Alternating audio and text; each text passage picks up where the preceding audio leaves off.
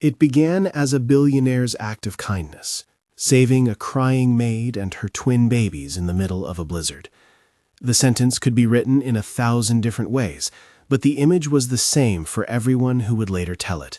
The car lights cutting through a white wall, a tiny bundle in a heap of snow, a worn red thread tangled around a small wrist. Richard Alden had driven that road for years. He knew where the guardrails sagged and where the pines leaned like old sentries.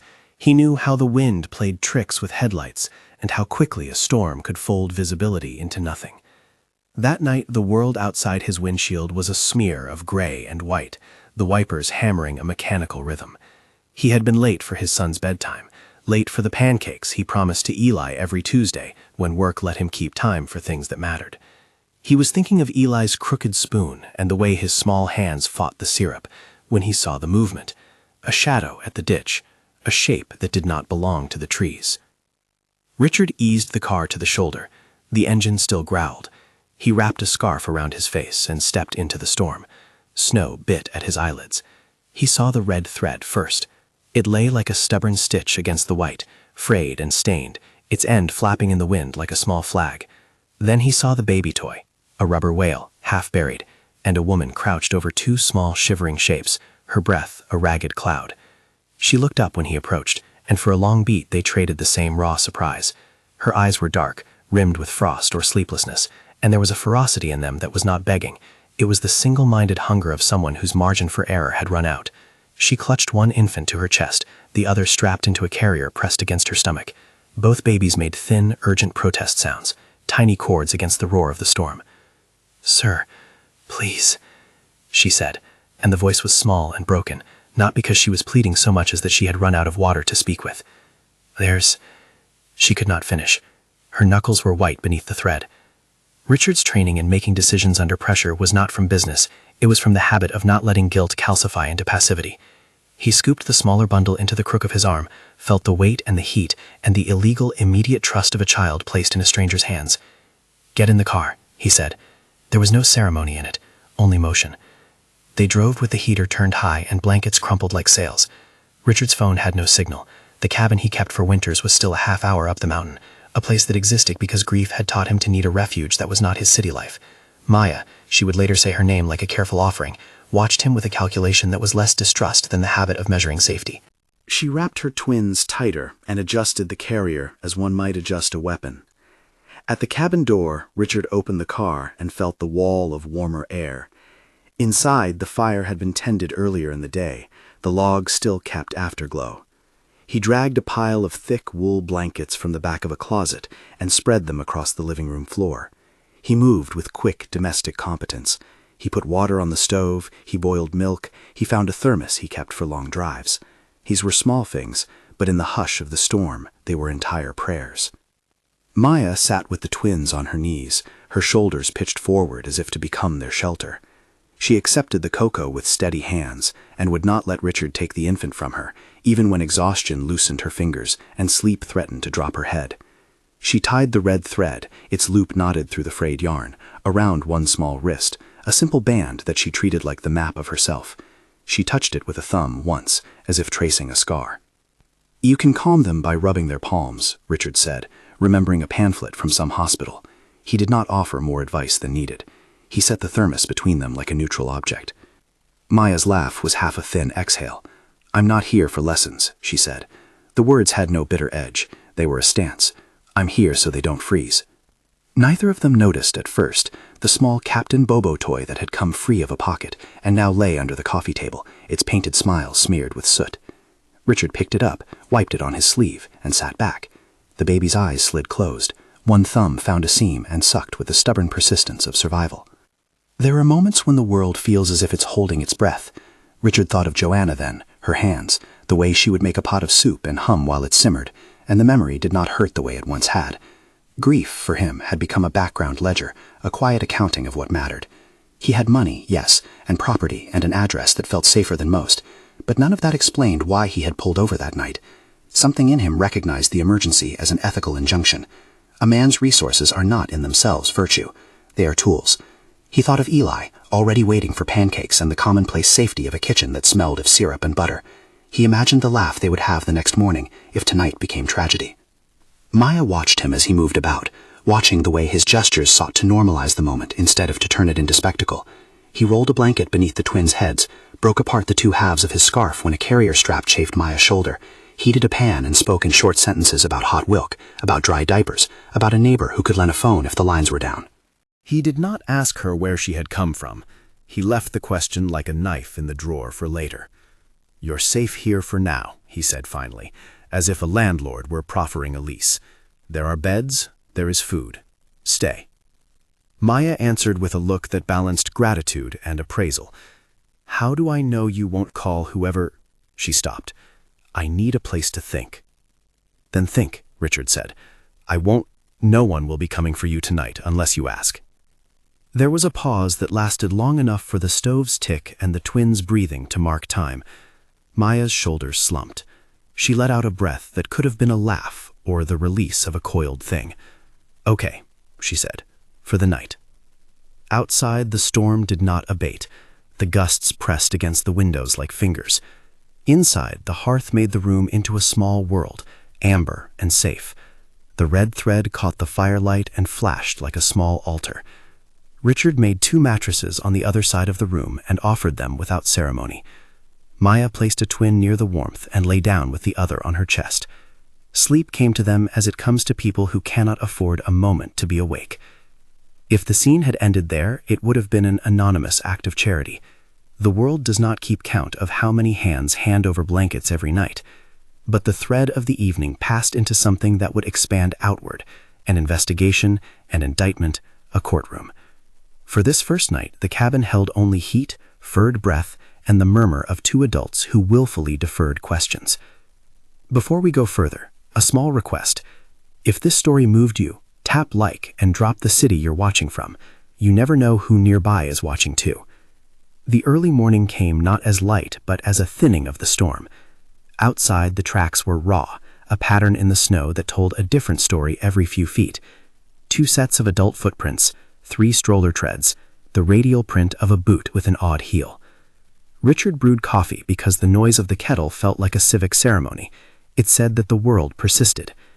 He cooked pancakes in measured batches, the rhythm of flipping batter a soothing ritual. Eli's spoon could be imagined in advance, mismatched, sticky with memory. The pancakes were small and brown at the edges, then placed on a paper plate and given to Maya like an offering. She ate mechanically at first, then with the attention of someone tasting life again after drought. It was while she ate that she began to tell the story, but not in the way people expect. There were no long confessions, no cinematic montage of abuse. She gave fragments, like stones placed one after another to span a stream. A job that began with cleaning and small favors, a household with halls that seemed to swallow a person, a confrontation with an accusation. They said I took something. Then a man who had smiled like a broker and offered rooms, offers of help and assistance that never used the word paid. There were names, too. The Penningtons, a name that tasted like marble, and then Caleb Marlowe, who had been introduced as an employment intermediary, as someone who could arrange things for a family in need. "Why come here?" Richard asked gently. "I didn't have anywhere else to go," Maya said. "The road was the same. They don't look for people on mountain roads. They look for people who have addresses." She told him about an accusation that had been a pretext and a way of cutting. The Penningtons, in her telling, had been precise in public and less precise when they wanted things done quietly. "They wanted obedience," she said, "and when I didn't give it," she touched the red thread again, as if that string had sutured a memory, "they made me small out of sight." Richard listened without the clumsy rush of someone trying to be heroic. He asked practical questions. "Do you have any identification? Who else knows your name? When did you last see a phone?" He wrote things down, names, times, a vague address that came like a broken engine cough. He called a private investigator he had used once, a man named Marcus Hale, who had the look of someone who had been disappointed enough times to grow efficient. Marcus took the call in a diner, voice measured, and promised only that he would start with what you give me and keep it quiet. There was a dignity to Maya's refusal of pity. When Richard offered to put her and the babies in a hotel on his account, she said no. "Hotels are small squares of glass," she said. "They have lobbies and lights and names that show up in logs. If anything comes looking for me, they will look there." She wanted a place that could not be read into. The cabin fit that demand like a pair of hands into warm pockets. That night, after the twins had slept and after they had eaten, Richard drew out a notebook, the leather-bound kind he used when he still insisted on handwriting his thoughts to avoid being overdosed on schedules. He set it between them. "If you ever want to tell the story properly," he said, "we'll write it down. Not for the papers, unless you want that. For the record." Maya looked at the notebook as if it were a delicate animal. "Records are dangerous," she said. "They can be used to find you." Richard nodded. "They can also be used to keep you safe." She accepted the notion on her own terms. She wrote her name with a slow hand and then paused. "Maya Williams," she said aloud, as if trying it on. "Names are like anchors. Saying one out can make it less like a borrowed garment." The red thread had been around her wrist since childhood, she told him in fragments. A grandmother's stitch, a trim torn from a dress, a thing you tied again and again when you wanted to remember who you were. In that small tale, the thread was not a talisman, but a practice of self-ownership. Richard listened, and the thread moved from being an emblem to being an outline of a person. The next day, Richard tried to do the one thing that wealth does well when wielded properly. He networked. He called Diane, not as a favor, but as a line to someone who had the authority to hear a story and move a file. Diane was a federal liaison whose life had been spent learning how to make institutions act without fanfare. She answered in a clipped voice and said she would note the situation and see what could be done given the variables of jurisdiction and witness safety. That was not a promise. It was, at least, a procedural opening. Richard also contacted Ellie Morgan, an investigative reporter who had built a reputation for being persistent without exploitative hunger. Ellie's reply came later that day, a short note asking where they had found Maya and whether she consented to speak if there was a safe time. Richard felt the thin friction of the ethical line. A story could create pressure and protection in equal measure. Maya had said nothing about publicity. This was her story to steer. In the cabin, small human rituals edged into the day. Richard discovered how to change a diaper with fumbling care. Maya corrected his grip with no judgment. They folded towels and laid out extra clothes the way people set out armor. There were moments of humor, a pancake that refused to flip, a baby's laugh that was a splintered, surprising thing, and moments that required a different skill, like listening to a memory without demanding it be shaped into the deliverable pieces of a report.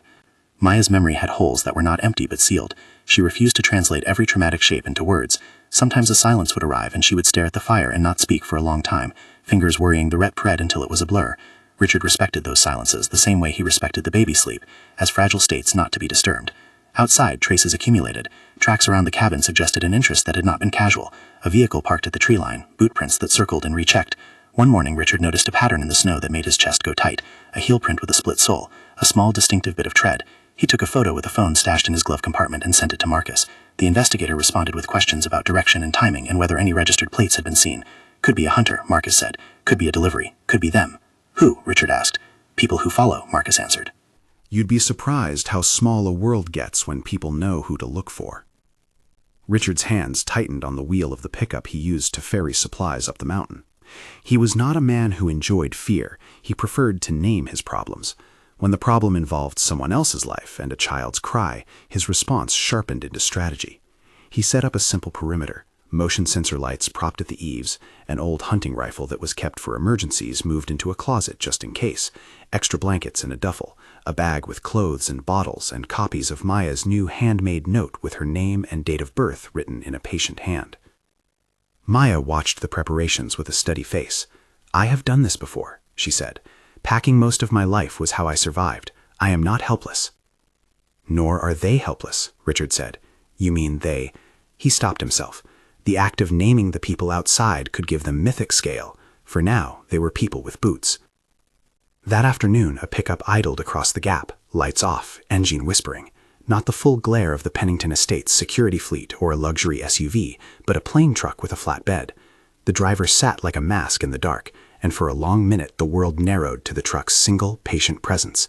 Then the driver got out and walked the perimeter casually, his step measured, hands in his pockets, a worn cap hiding an expression.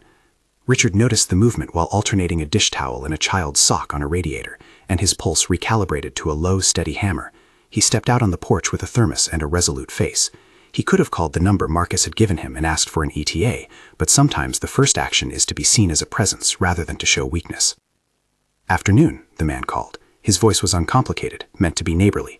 Richard gestured toward the cabin door and called back, "Can I help you?" "Just checking," the man said, eyes roaming past Richard to the window where the forms of someone moving inside suggested presence. "Winter roads are bad. Seen a family, actually. Thought someone might be up here." Richard checked the man for signs of a badge, a corporate patch, anything that could quickly indicate officialdom. There was nothing. The man's hands were empty. He smiled with a convenience that did not reach his eyes. "What family?" Richard asked. The driver pointed to the road that wound down like a ribbon from the Pennington estate. Though he did not say the name, the road could have been any and every route in that county. "A family you could call social services about," he said. "People who leave children in cars don't usually have the best sense." The phrasing felt deliberate, like the choice of a blade. Richard kept his voice even. "We have everything we need here." The man shrugged and tipped his cap. "Okay then." He did not move away as quickly as a passerby might have. He lingered long enough to be a question. After he left, Richard and Maya sat at the kitchen table and watched the window where his truck had stood. They exchanged looks that were not of the same origin. The man's presence had suggested the economy of power, an unspoken lever that can move people. It also suggested proximity. That night, as the storm finally relented into an honest winter clear, Richard lay awake thinking of Joanna and how she had taught him to fold napkins into triangles at a pediatric clinic fundraiser. He thought of the conservative symmetry of his life and how those lines could be rerouted without his consent into chaos. He thought of Eli, of his own smallness before the machinery of safety and law. Maya heard the scraping of his shoes and the soft closing of a door and did not ask him to stay. She expected the silence and the footsteps. After a few minutes, she set the twin on her chest and pushed the red thread tight, like reinserting an anchor. She felt the thread's fibers gathering the day's shards and binding them into something she could carry. "You called someone," she said when Richard re-entered. "Several," he admitted. "A man who can start a background check and a federal liaison who said she'd note our concern." Maya's mouth tightened in a way that was neither trust nor suspicion, but the balance of someone who had learned to choose who to let into the inner line. "You're not saving me," she said flatly. "You're offering tools." "I won't speak for you," Richard said. "I told you that from the start." She looked at him in a way that made him uneasy, because it was not the look of someone assessing charity, but the look of someone seeing whether a bridge was steady enough to cross. "Good," she said, "because I don't want to be saved. I want to get on." He found himself admiring the precision of her phrasing. In a world that loves to make heroes, the language of autonomy can be hard to wield. She accepted help on the terms that helped her remain herself. They took a taste of ordinary life the next morning. Richard found an old Captain Bobo sticker and affixed it anew to a plastic block. Maya hummed a tune she said her mother used to whistle to lull them to sleep. There was a small comfort in routines, as if pancakes and toys could act as proof that one could come back from the edge. But evidence had weight. The prints in the snow were a language the world wrote. In the evening, after a day that bent around the small necessities of survival, Marcus called with 2 pieces of information. The first was that the vehicle prints matched others reported near the service entrance to the Pennington property. The second was a voicemail he had managed to pull from a neighbor who heard a man in a truck mentioning taking care of an issue. Marcus's tone conveyed what his words did not. This was not a local squabble. It sketched outward. "You're in a delicate spot," Marcus said. "They operate with methods." They like plausible deniability. Maya listened on speakerphone with the baby sleeping beside her. The word delicate hung like a thing that could be either a warning or a promise. She touched the red thread and rolled it between her fingers. "Then we make them less plausible," she said. "We make us visible in the right ways." Visibility, in their vocabulary, did not mean waving a sign. It meant recorded names, witnesses, an unerasable accumulation of small facts. It meant a network. It meant finding voices like Ellie's who could amplify without turning an identity into spectacle. It also meant preparation. Go bags, safe words, an agreed signal between Richard and Maya if an approaching vehicle signaled threat. They started a notebook of things that night, a ledger of not only what had happened but what could happen, names, dates, witness statements, descriptions. The notebook became a physical stand-in for control, a way of changing the narrative from vanishing to being accounted for. Maya wrote in it sometimes, her handwriting small and tidy. She titled the first page simply, "Amara and Nyla, born 10/12, mother Maya Williams." The names felt like anchors. Their letters had a stubbornness that refused to dissolve into anonymity. A week could have been a lifetime. The net that had first felt thin began to widen with small, patient acts. An interview with Ellie that Marcus arranged under conditions of anonymity. Diane's quiet note that she had opened a preliminary inquiry. A neighbor named Evelyn bringing a thermos of soup and refusing money. Each of these actions was a stitch in a larger fabric. Each also shifted risk. On a night when the moon was a sliver and the path up to the cabin was slick, someone tried the back door. They made no loud announcement. That would be unwise. Instead, someone walked the perimeter, felt for weak points, and then tested a latch. The sound was a small, precise thing, the soft click of a hand messing with a lock. Richard's internal alarm system, the one that had grown attuned to the difference between a child's laugh and a stranger's step, fired. He went to the window and watched a silhouette move like a slow calculation in the dark. He could have called the police, but their jurisdictional lines were a map of delay. He could have confronted the figure himself, but he had promised Maya a role that did not reduce her to a thing to be protected. He chose the middle path. He switched on an external light in a staccato of brightness that turned the night into a stage. The man froze. "State who you are," Richard called, his voice flat and calm. The shadow shifted and then turned, a man with a hood and a posture that spoke of an occupational resignation. He raised his hands as if to show he carried nothing, and then stepped back, melting into the tree line. The lights clicked off. Maya slept through the incident, and for that she earned something, a night without the heavy knowledge of the world's claws. Richard stayed up, listening to the house settle and cataloging, like a steward, the list of holes that needed plugging. He made sure the locks were reinforced and that there were enough charged phones. He coded his response with the caution that comes from wanting to avoid making a situation worse. The threat had not been a dramatic breach, it had been a probe. That was more dangerous. It meant someone had been sent to measure the cabin's resistance. At dawn, Richard found another set of prints crossing near the drainage. They were too deliberate to be accidental. Someone had circled, checked, circled again. Marcus called with a new report. The Pennington estate had put out a general warning about workers on the loose who might be unaccounted for. In one breath, he said it could be a mundane statement. In the next, he admitted that such a phrase, used improperly, could function like a map. "We're not dealing with amateurs," Marcus said. "We're dealing with people who understand how to make systems do what they want." Maya put a hand over the notebook and closed it like a book. She would testify someday, she said. She would testify about what she had seen and what they had tried to do. But not yet. Not until safety and a plan converged into something that allowed her not only to speak, but to be believed.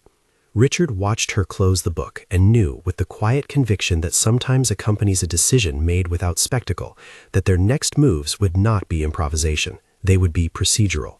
They would involve quiet things like turning a burner phone to Marcus, finding secure travel routes, and collecting small pieces of evidence, an old text message saved on a phone, a receipt from a market near the estate, a child's toy with a manufacturer's mark. These were the kind of materials that could make a testimony solid. That afternoon, as the sun tried to coax the snow into a shine, a van rolled down the pass and pulled into the clearing with the indifferent posture of a delivery. Two men stepped out. They wore nondescript jackets and the casual gear of men who felt they belonged to the world that keeps doors shut by expertise. One knocked at the cabin door with the precise hammer of someone who had rehearsed civility. Maya and Richard stood on either side of the glass, a tableau of alarm. The men positioned themselves as if playing parts in a play that had already been written in someone else's head. One of them cleared his throat and spoke in the mild tones of officialdom. "Social services," he said. "We received a report of children abandoned on the pass. We just need to check IDs and make sure." There are words that can tear a person into silence. Social services is one. It suggests forms and logs and cameras. It suggests a legalese that could be weaponized. That alone was enough for Maya to fold inward like a shell. She came close to panic, and then, with the fine skill of someone who had learned to craft consent into survival, she moved toward the door. Richard moved too, blocking the men with the measured authority of someone standing between threat and a mother. "I'm the homeowner," he said. "Those are my guests." He kept his voice plain. Their movements were small calibrations of power, the man's insistence, Richard's legal claim. The knock grew insistent, then impatient. The man on the porch frowned at the window and then switched to a different language, one of charm. "We're just doing our jobs," he said. "We have an obligation to make sure the children are safe." Maya's hands found the red thread and tightened until the fibers bit. She pushed her shoulder back in a way that made it clear she was not asking permission to be seen. "No," she said, "not without a warrant." The man on the porch laughed softly, a sound that sounded practiced. "You don't have to get huffy, ma'am. We can handle this." Richard moved like a man with a plan. He flicked his phone to Marcus's number and kept the call open in his pocket. Marcus, who had been feeding him with small updates and a steady voice, answered in a hushed tone. "If they force a situation, don't engage," Marcus said, his words urgent and calm. "Call me now. I can have someone there in less than 30. "But if they push," Richard said, "we need to show they're not official." "Then ask for ID," Marcus said. "Have them step back, make it public, call the neighbor and have them come outside."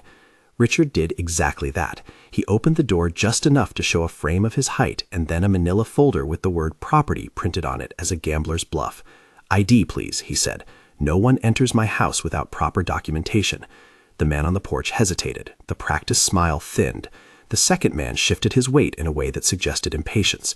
"Why don't you call your headquarters?" the first man said finally. He pretended not to be called on his one weakness, lack of official identification. He glanced over Richard's shoulder as if to estimate the cost of escalation.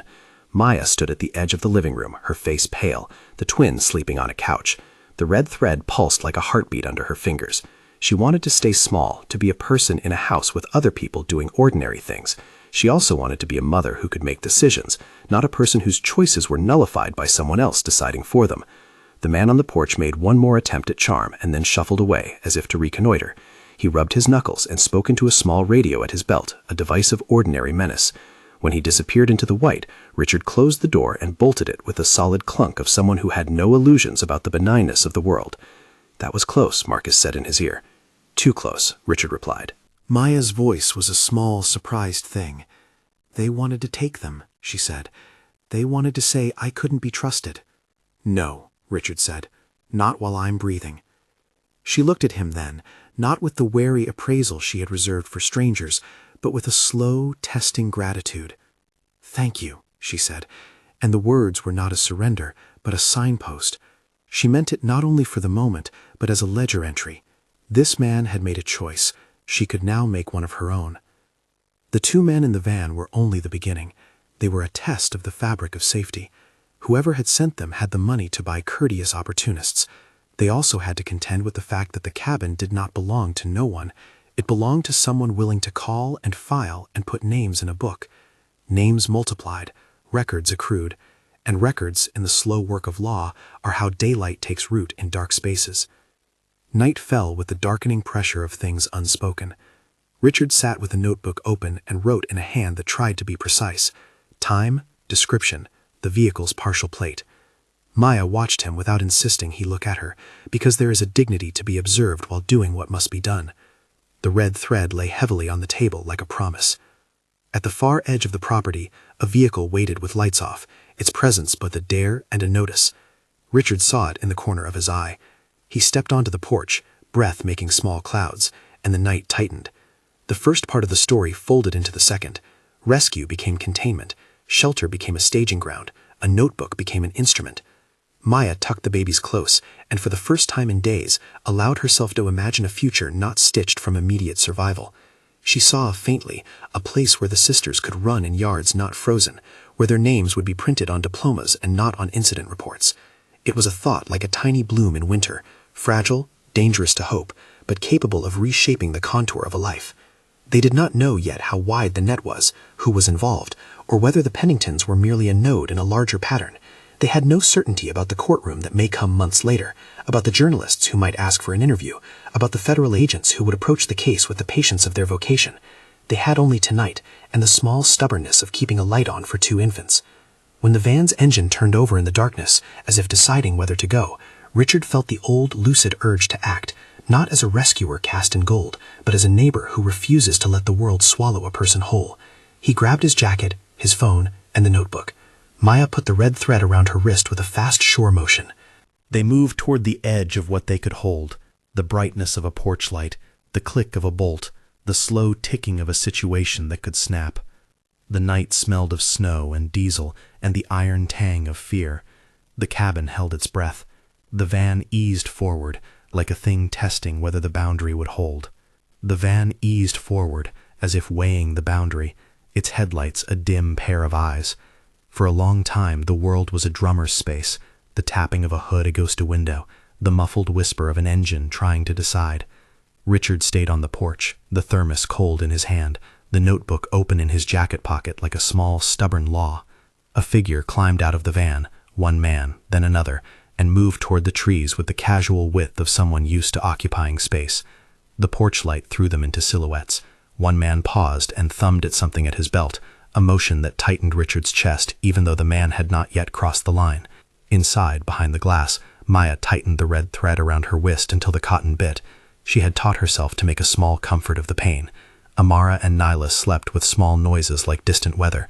The Captain Bobo toy, orange and slightly chewed, sat dutifully on the arm of the couch like an envoy of a life that could be ordinary. Richard kept his voice low when he called. "Marcus, they're here." Marcus, in a voice that had acquired the economy of too many late-night emergencies, said, "Hold them. Don't engage if you can help it. If they force an entry, get everyone into the inner room. I've called Naomi. She can get a team up here. 30 minutes if roads are clear. 30 minutes could be the length of the world. Richard could feel minutes stretch and thin like paper. He walked back inside and locked the outer door, then the deadbolt. He took the duffel he'd packed as if a load could change the geometry of danger and set it by the door. He moved through the cabin with the precise, quiet motions of someone who had practiced precaution until it ceased to be panic. The men tested the perimeter in small, methodical ways, a foot along a deckboard, a hand lifted to the latch, a breath held. Then they came back to the front and knocked with the polite intensity of a demand dressed as civility.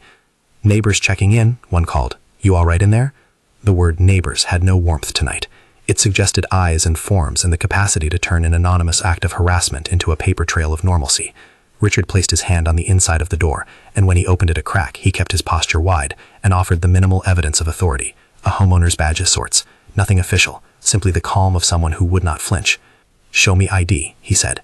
"I don't let people in my house without ID." That was procedure and performance both. The men hesitated. The first produced a leather wallet with no badge, just a driver's license from another county.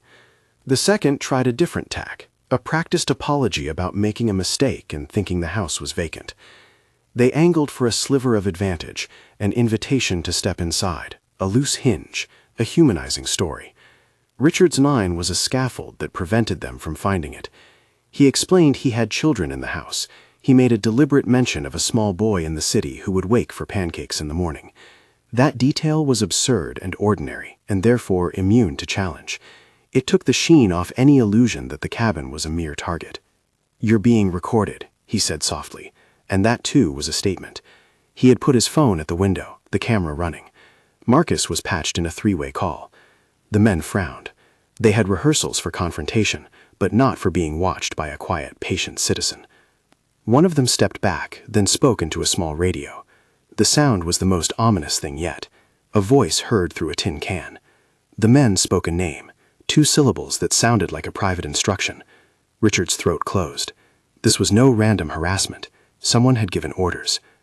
The tap on the glass that followed was a different punctuation, a small rock thrown, a plastic bottle smashed against the window. The babies made small sounds, and then were silent. The sound of glass on glass had the capacity to erase a life into the background. Richard moved without theatrics. He took Maya's hand and led her and the infants to the inner bedroom, with a motion that felt like a solemn pledge. "Stay low," he said. "Don't answer. If they break in, call Marcus now. You have the burner. Keep it on me." He did not brandish a weapon. He stayed mindful of the thin margin between defense and escalation. Outside, a muffled shout cut the night, and the thud of a body against a door. A smoke canister, petty, theatrical, rolled into the yard and hissed, throwing up a thin, choking fog that smelled like burnt paper. Someone banged on the window and then screamed a name. "Maya, get out!" That scream was the weapon of familiarity. It meant to unmoor her by pretending there were friends just beyond the glass. It was also an attempt to provoke movement. Marcus's voice in Richard's ear tightened. "They're trying to terrify. Get her into a closet, now." They moved like a single, unspoken choreography. The inner closet was small and lined with blankets. Richard closed the door and put his back to it, a human hinge. He could hear the clatter of feet in the living room, the low, obscene laughter of men who felt themselves empowered by anonymity. Someone rifled in drawers. The smell of smoke pressed against the wood like a thin hand. Time folded into a narrower strip. Richard kept his breathing quiet. He realized with a clarity that felt almost unreal how thin the line between shelter and spectacle could be. In that small closet, he felt both the fragility and the stubbornness of life, the weight of a sleeping infant, the compact resilience of a woman holding her children, and a man who had the resources not to be heroic, but to be useful. Footsteps marched, then paused, then returned to the porch. The battering at the front door was a drum. Richard thought of the notebook on the kitchen table, open to a page that listed a vehicle's partial plate and the time a man had come by. He thought of Ellie's request. If this goes public, will it help or harm? The question curved like a horizon. Doors can be broken. Accounts cannot be erased as easily. Marcus's voice cut through their private world. "Naomi's team is 6 minutes out," he said. "Stay put. Stay quiet." In the few minutes that felt like a year, Richard had the kind of presence people describe as calm. He moved toward the closet door, slid it a notch open, and through the seam, watched men throw a blanket into a corner and pick up the Captain Bobo toy like an afterthought. One of them laughed and said, "They left toys out. What a mess." The vocabulary of contempt has a rhythm all its own. The men were testing a map, seeing what they could enter and what they could mark as acceptable. This was not mere intimidation. It was a test of institutional will. Then the night changed. Tires crunched on the drive, several vehicles, the sound like a law gathering muscle. Spotlights that smelled of authority cut across the yard and arrested the men mid-motion. Voices, louder and different, shouted commands. Federal, down on the ground, hands where we can see them. The names and accents shifted. This was a different vocabulary entirely. A flashbang went off beyond the porch, and for a second the world was a white bloom that burned the memory of menace into a clean page. It was noise and light and a precise intervention that emptied threats of their mystery. The men froze, then fell, and federal officers moved with the clinical choreography of people whose job is to translate law into safety. A tall woman in a dark jacket, Naomi Carter, entered the cabin like an answer. She had an agent's posture, not theatrical but authoritative, and her eyes took in the interior as if cataloging what would be evidence and what would be comfort. Her radio barked the names of officers who fanned out and secured the perimeter. Marcus arrived moments later, breathless and efficient, then Diane, who walked in with the small, devastating steadiness of someone who had learned how to do institutional good. They wrapped the scene with the slow precision of professionals, photographs, recorded statements, the hushed voice that asked for names and dates and the little things that become proof. Maya answered the questions with a guarded directness, a steady voice that had come from the honesty of survival. She told them the men had come, had tried to force an entry, and she gestured to the Captain Bobo toy, as if a child's plaything could stand for a life saved. Naomi sat by the stove and watched as the twins were handed between officers who had been trained to avoid touching a living thing needlessly. She listened to Richard describe the route they had taken to the cabin. She asked about the prints in the snow and a man with a split soul.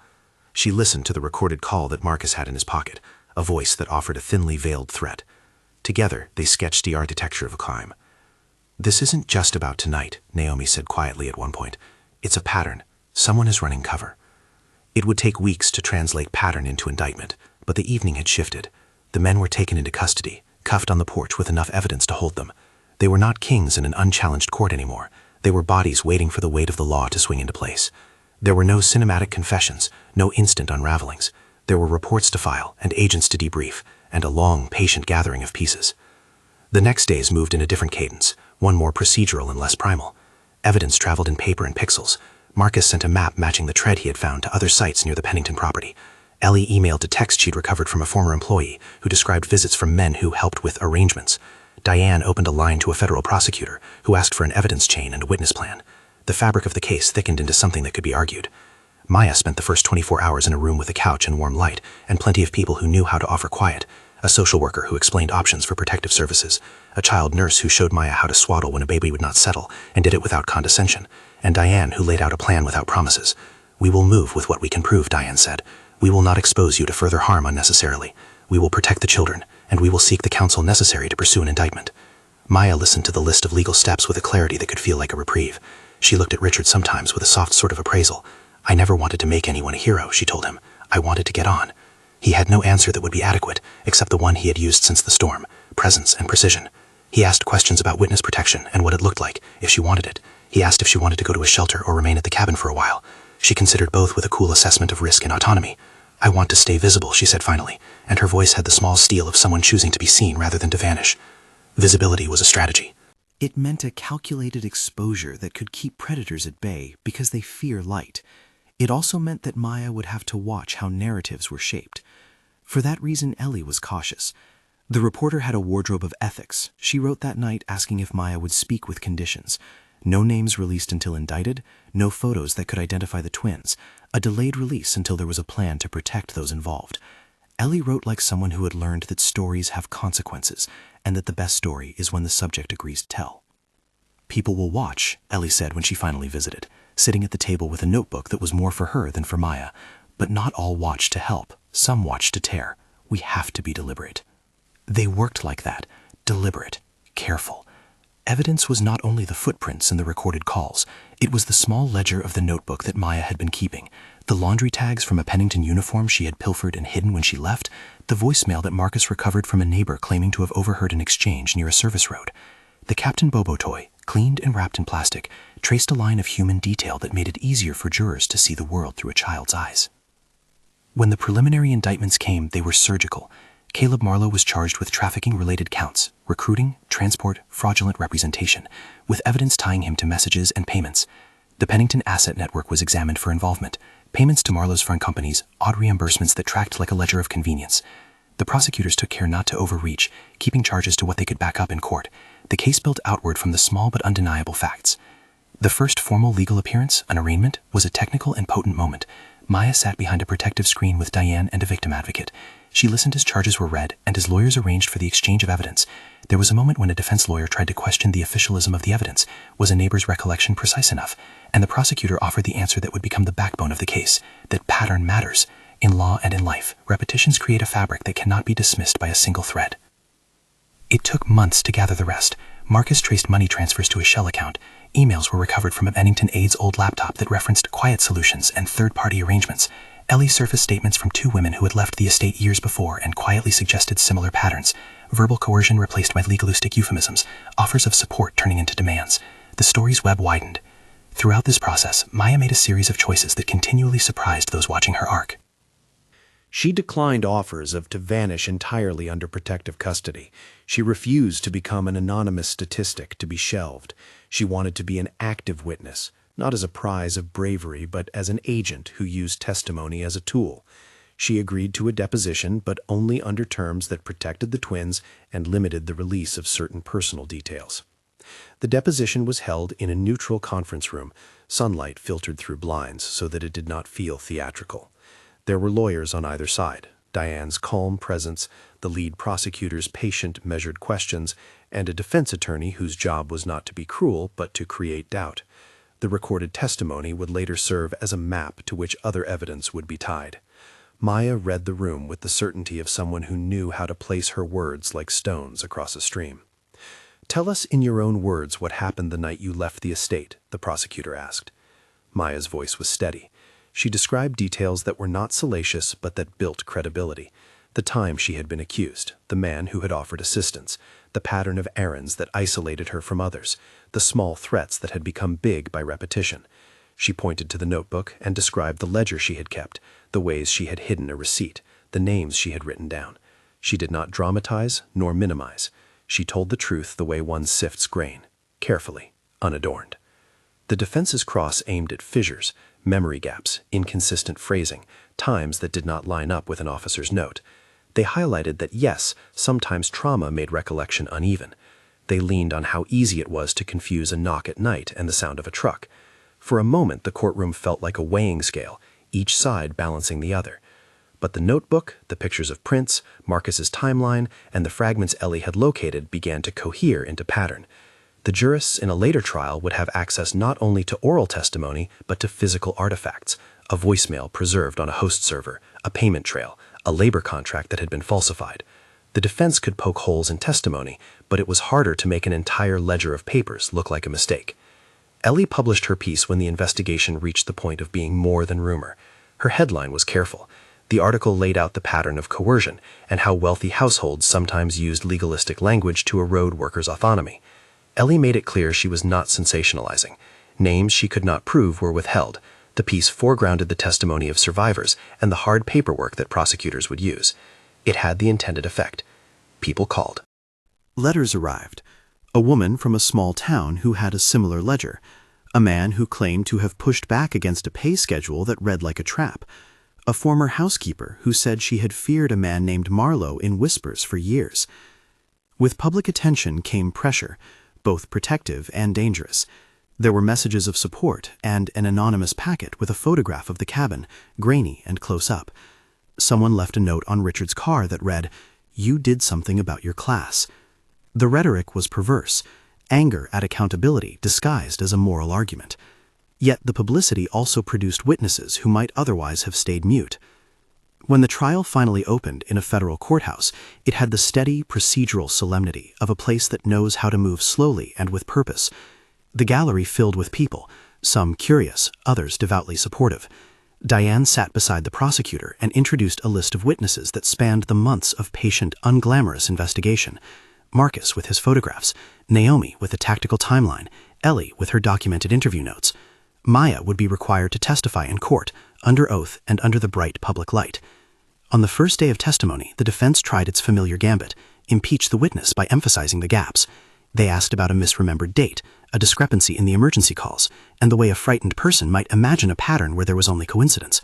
It was, in legal terms, their duty. They worked to give the jury reason to doubt. Maya answered with the same measured honesty she had used in the cabin. She did not attempt theatrical drama. She told them of small, specific things: a tray brought to a study at midnight, a cancelled ride that left her isolated, an offhand instruction that placed her beyond the notice of household staff. She described the look in a man's face when he said the word arrangements and the tiny invasive requests that followed. She spoke of the red thread and how, in a life made by fragments, naming the children and noting a receipt were ways of keeping a line to reality. The defense tried to make the red thread into a relic, an odd superstition that spoke against credibility. The prosecutor, gently but firmly, let the jury see another truth. Symbols are more than superstition when they anchor a person who has been pushed to the margins. The thread did not prove the whole case. It proved a human continuity in testimony, a thing that connected memory to identity. Other evidence did the heavy lifting. Marcus testified about the footprint matches. Naomi described the chronology of surveillance and the way the men who had tried to force entry fit into a larger pattern of payments and communications. Ellie read, under oath, from a number of emails she had obtained that referenced third-party vendors and discreet assistants, phrases that in the cold light of prosecution had the blunt clarity of euphemism hiding coercion. The defense's main witness was a former employee who tried to recast the Pennington house as ordered and lawful, full of kindness and efficiency. The prosecutor dismantled that narrative by allowing for complexity. The Penningtons could have done good and bad at different points. A single house might sustain praise and also permit abuse at its margins. The law is rarely a moral compass that points a single way. It's a tool for discerning pattern. The jury deliberated. The room felt like a slow weather front. Outside, snow, unexpected for the time of year, began to sift down and cover the courthouse steps in a fragile white. People wrapped scarves tighter, as if the world required small armor to keep hope from evaporating. The verdict, when it came, was not a cinematic catharsis. It was a legal outcome. Guilty on key counts related to trafficking and conspiracy. Caleb Marlowe was convicted. The Pennington network faced additional investigations and a civil suit that would take winding years. There were no triumphant cries in the courtroom. There were people, Maya among them, holding the quiet weight of something painfully earned. After the verdict, the world did not immediately change. Maya's life did not snap back into a single day of ordinary. There were legal motions, appeals possibilities, and the slow, careful work of ensuring that the convicts served sentences that reflected their crimes. But there was also an odd, tangible shift. Women who had worked as quiet staff began to step forward. Ellie reported on calls from across several states, where other survivors sent in photographs, ledgers, and fragments of their own evidence. The case had become not merely the story of one woman, but a hinge on which others could open a door. Yet there were also letters with names and addresses, women who said they wanted help, who asked for the notebooks and the small, gritty details that could make a case. Those letters were threaded through with urgency, relief, and a demand. Help us be seen. Maya responded to some of them. She took the first calls with the patient fury of someone who had seen how institutional indifference could obscure harm. She met with women's groups and legal clinics, and she listened more than she spoke. When an offer arrived from a group willing to seed a fund for survivors, small grants for legal fees, childcare, emergency transport, she accepted and insisted the money be given without invasive paperwork that could re-traumatize. She wanted accessible help, not new barriers. With time, she found a public voice that suited her, measured, resolute, not performative. She started monthly gatherings, kitchen tables with soup and pamphlets, and lawyers who would take on pro bono cases. She asked Richard to teach one module, how to navigate institutional channels without surrendering one's sense of personhood. He did so with the precise humility of someone who had learned the shape of an ally rather than the posture of a savior. The red thread, which had served as her private talisman, became a public symbol. Maya fashioned bracelets for a small group of survivors who wanted a token. She did not give them a slogan. She gave them the simple instruction she had used herself. Tie it on yourself every morning, as if you were fastening an identity that could be carried across any landscape. The thread became, in small ways, a communal ritual of remembering. There was a final public moment that felt like a ceremony of sorts. A small crowd gathered at the cabin's yard, in a clearing where the snow had thinned into a soft, forgiving gray. Friends, neighbors, volunteers, a few chosen journalists came with hot coffee and warm blankets. Marcus stood in the back with his hands in his pockets. Naomi came with the quiet pride of someone who had done right. Diane arrived wearing the kind of fatigued satisfaction that comes from a case well argued. Richard brought Eli, who sat on his father's shoulders and stared with the wide-eyed wonder of a child who thinks the world is an endless place of possibility.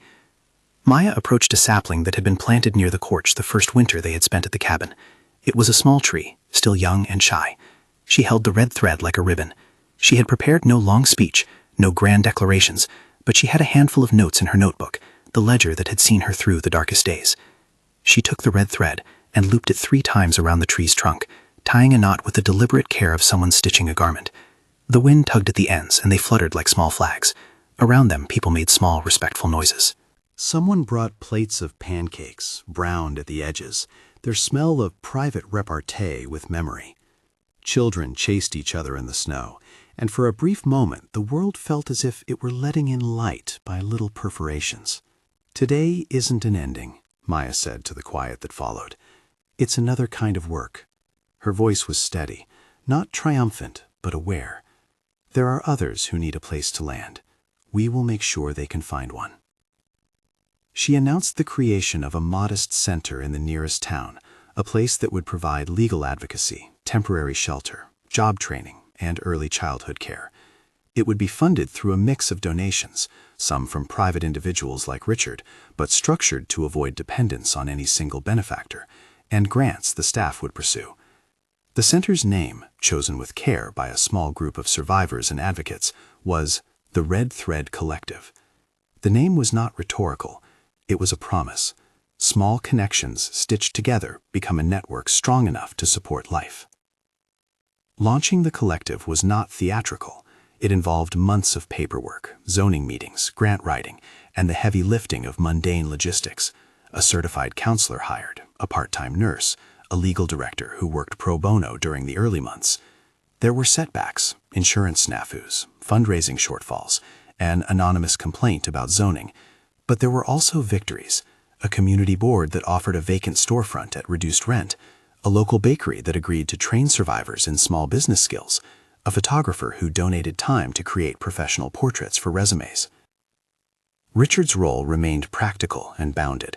He made introductions to contacts who knew philanthropy's mechanical pathways, a foundation that could provide seed funds, a nonprofit that could handle initial payroll. He brought volunteers to paint walls and build shelves. He showed up to hammer nails and never sought to make the work about himself. He acknowledged that wealth can open doors, but that a sustainable effort needed the hands of those who carried the work day after day. As the collective opened its doors, small miracles, not cosmic, not instantaneous, but the kind that come from well-placed resources and the conviction of people who refuse to yield, began to appear. A young mother found legal support that preserved her custody. A woman who had been afraid to leave an employer because she had no documented work history was connected with a training program. With the collective's help, she acquired a certificate and a new sense of capacity. Letters kept arriving, people asking for help, for legal templates, for someone to listen. Maya did not pretend the work was done. She was realistic about the slow, structural nature of the problem. One conviction doesn't fix a system, she told a small reporter one afternoon, sitting in a room where a pot of soup had been left to cool. But when people stop being invisible, they stop being disposable. That's the first step. She found time for the small domestic rituals that had once felt like refuge rather than activism: pancakes with Eli when he visited, the arranging of Captain Bobo toys at the collective's play table, the red thread tied around her wrist each morning. She met with women who had been frightened their whole lives and watched them learn how to hold a passport, how to read a lease, how to demand a fair paycheck. She took notes in her leather-bound notebook, and sometimes, late at night, she added names to a list, names of those she hoped to help, and then underlined them. There were difficult days. A letter arrived from a juror's relative who told her that the trial had awakened old memories for which they had no help. There was a tendon in her shoulder that ached from constant vigilance. There were nights when she stood by the tree and touched the red thread, and felt the thin ache of fear that never quite left the edges of a life scarred by threat.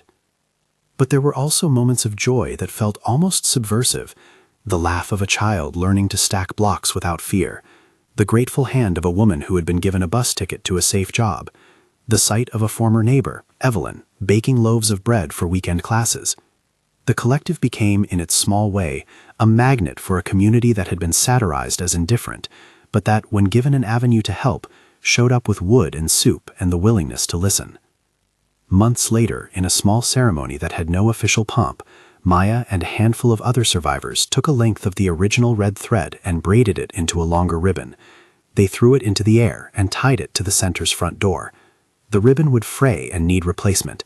It was not meant to be eternal. It was meant to be renewed, an everyday ritual that affirmed continuity. Richard stayed in the background, an ally shaped by grief and a steady, practical will. He accepted that his wealth could help open windows, but could not replace the work of building institutions that lasted. He brought Eli sometimes to the collective's pancake mornings, and Eli learned to hand over syrup with an irreverent pride. He pressed his small hand into Maya's, as if to acknowledge that the world had complicated kindness into something that required tending. Years later, the case that had begun with a car stopping in a storm would be cited in academic articles and in training manuals for investigators, not as the end of a problem, but as an example of how a constellation of things, neighbors who noticed, a private individual who stopped, a careful investigator, an ethical journalist, and a federal team that followed procedure, could be assembled to make a path toward justice. The Penningtons faced civil actions. Caleb Marlowe served a sentence. Men who had once trafficked with polish found themselves under lights and papers and a verdict that leaned toward accountability. Maya's closing remarks at the opening of the collective's first permanent site were the kind of speech that did not seek a single hero. She thanked people, legal teams, volunteers, neighbors, but she also thanked herself. "I did what I needed to do to keep my children alive," she said, voice steady. "I asked for help when I could. I refused to be erased. None of us are saved by a single person. We are saved by one another." When she finished, she walked to the sapling that had grown into a small tree. The original red thread had been replaced many times. Each knot carried a story. She added another loop and felt the wind tug. The tree had survived snow and a siege and the slow creep of seasons. It shivered in a soft green complaint and then settled. There was no tidy sealing of the world's jagged edges. There would be more cases to bring and more nights when chairs sat empty and the phone would ring with someone seeking help. The world, as always, required steady, ordinary courage. But there was also a visible thing, a center where trained hands offered help without a price, a small community of survivors who taught one another and who refused to be silenced, and the Captain Bobo toy, mended and mounted beneath the center's brochure rack as a modest artifact of a night that changed lives. On a late autumn afternoon, with light thinning early and the smell of pancakes drifting from the kitchen, Maya stood by the window and watched Eli chase a leaf down the walkway with the inexhaustible zeal of a child. She had a notebook open on the table and new names on the page, names she promised herself to answer. Richard sat across from her, his face quieter than it had been the first night in the storm, his hands stained faintly with paint from volunteer work. They did not speak of love. There was no need. Their relationship had always been built on the competence of aid and the discipline of boundaries. There was mutual respect, an alliance that had weathered danger and bureaucratic slow turns. It was, in its own restrained way, as deep as any necessity. Maya touched the red thread at her wrist, and without ceremony wrapped a small piece of it around the corner of the notebook, another tether, this time to work that would continue long after headlines faded. The thread trembled in the light like something alive. Outside, snow whispered against the windows in remembered rhythms. It no longer had the same capacity to erase. It could blanket, but not unknot a life. It could quiet, but it couldn't make someone vanish if a network held. People had noticed the family at the edge of a road that night. Somebody had stopped. Someone else had listened. A group of people had turned small acts, paperwork, pictures, a reporter's careful pen, into the architecture of accountability. There are moments that feel like a single luminous decision, the driver pulling to the shoulder and stepping into a storm. But the world that followed was not the work of one decision alone. It was the slow, patient construction of many hands and many small acts of dignity. Maya had chosen, often and fiercely, to be visible and to direct that visibility toward others. She had turned a red thread into a lifeline for a community.